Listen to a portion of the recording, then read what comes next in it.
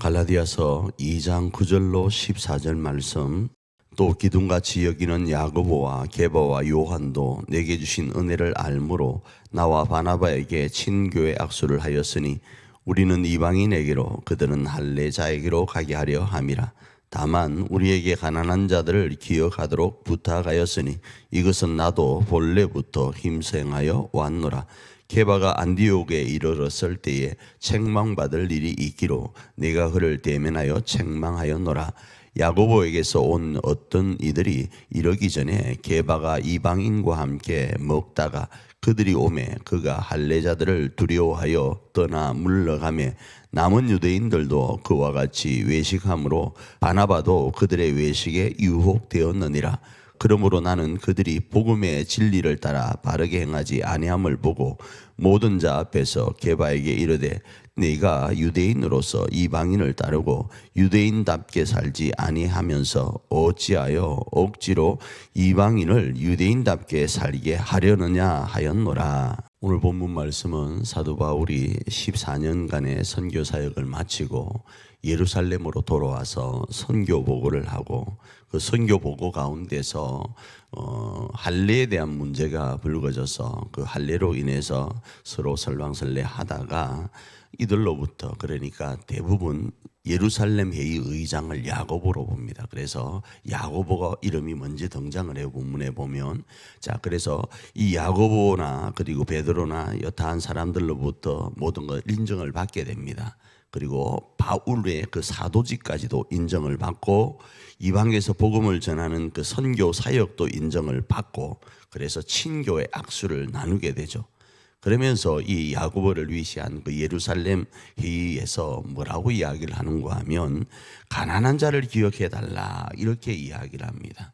바울이 너는 이방인들에 가서 하나님의 몸된 피로 값주고 하신 교회를 세우되 가난한 자를 인정해 달라 이렇게 이야기를 하니까 바울이도 오케이 나도 여전히 옛날부터 이렇게 살아왔다 하면서 서로 합의가 이루어지고 공감대가 형성되어서 친교의 악수를 깊이 나누고 헤어졌는데 그로부터 이제 이방인 가운데 선교 사역을 할 때 베드로가 왔다라는 거예요.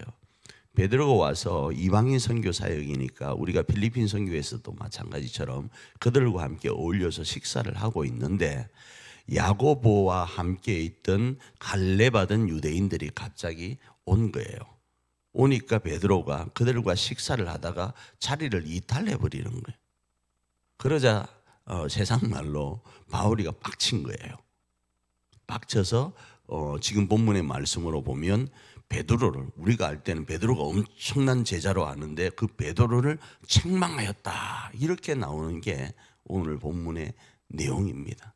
자, 이 부분을 조금 말씀을 드리면 베드로가 이방인들과 식사를 하다가 야고보가 보낸 사람들을 보고 자리를 이탈하는 것을 바울은 외식이다. 그리고 그 외식은 진정한 복음을 훼손시키는 것이다 해서 책망하였다 이렇게 이야기를 하지만 실제적으로는 이 책망이라는 개념이 그런 개념이 아닙니다. 한번 생각을 해보십시오. 율법에서는 이방인과 식사를 하는 게 금지되어 있단 말입니다. 그런데 말입니다.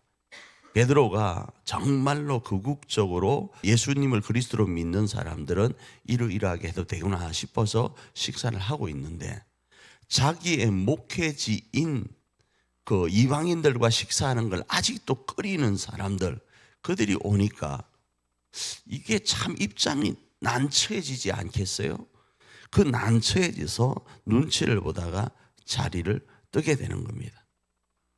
자, 그런데 이 베드로의 입장에서는 이해가 되지만 바울의 입장에서는 복음이 훼손된다고 생각할 수밖에 없는 거예요. 왜 그렇습니까? 바로 이 복음이 이 율법의 최고봉이라고 할 수 있는 할례를 벗어서 이방인과 식사하는 것으로부터도 자유하게 되었는데 그 자유가 이 복음으로 주어졌는데 그 복음으로 주어진 자유가 훼손되는 거예요. 그래서 바울 입장에서도 이 베드로에게 본문은 책망이라는 단어를 쓰지만 정말로 절박한 심정으로 베드로에게 이건 아니지 않느냐 이 정도로 이해하는 게 옳다를 봐요. 그럼 누가 옳고 누가 그런가? 분명히 복음으로 이해한 바울의 내용이 옳습니다. 그러나 그 상황과 여건을 바라보면 충분히 또 서로 이해하면서 협의할 수 있는 부분으로도 이해할 수 있다 이겁니다. 현실은 어떻다고요? 서로 갈등 가운데 있을 수밖에 없는 모습이니까 그걸 잘 융합해서 갈 수 있는 방법들을 이 바울은 책망이라는 단어로 오늘 베드로에게 접근한다, 이렇게 볼 수 있습니다. 자, 이 말씀을 오늘 우리의 삶에 어떻게 적용할 수 있겠습니까? 이 말씀을 적용할 때 우리 안에 먼저는 복음으로부터 주어진 자유, 복음의 그 아름다운 표상인 자유를 우리 가슴에 먼저 새겨야 됩니다. 그래서 그것 모든 것으로부터 자유하여야 됩니다. 자, 그런데 우리가 살아가는 일상의 삶, 우리 교회와 우리 가정과 우리가 세우려고 하는 이 일자산 교회의 그 삶에는 우리가 원하는, 왜 저 사람은 복음대로 안 살지 하는 수만 가지의 일들이 있을 거란 말입니다. 그 일들 앞에 설 때 우리는 어떻게 대처할까? 내 가족을 바라보면, 심지어 저를 바라볼 때도 왜 우리 목사님이 목사답지 못할까? 이럴 수도 있다 이겁니다. 그 사실 앞에서 어떻게 이 모든 것들을 조화롭게 만들어갈 것인가 생각해 볼 필요가 있는 거예요.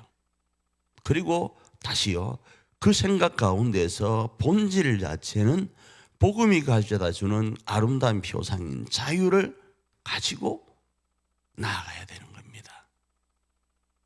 그러면 우리 안에 하나님이 원하시는 아름다운 자유와 하나님이 원하시는 복음으로 아름답게 건축되어가는 교회를 경험하게 될 것입니다. 그 주인공으로 오늘도 쓰임받는 저와 여러분 되기를 축복합니다.